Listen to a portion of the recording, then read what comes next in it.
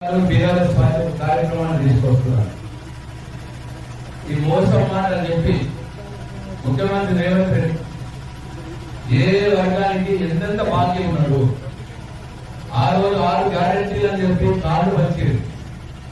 వాళ్ళు పంచిన 6 గ్యారెంటీల కార్డుల ప్రకారం ఇవాళ ఎంతెంత బాకీ ఉన్నాడు అని చెప్పి కేటీఆర్ కూడా బాకీ కార్డు పంపిస్తా ఉన్నారు. ఇవాళ మనందరికీ వస్తాయి.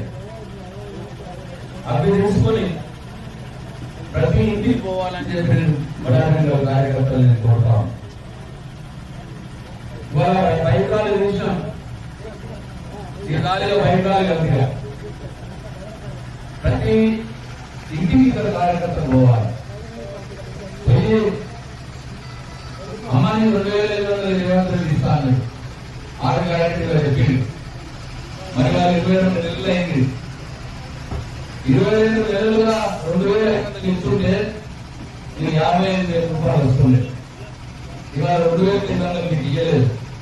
కాబట్టి ఈ కాంగ్రెస్ పార్టీ రేవంత్ రెడ్డి మీకు 55,000 బాకీ ఉండక 2,500 స్కీమ్ మీద అని చెప్పి వాళ్ళకి అర్థం చెప్పారు.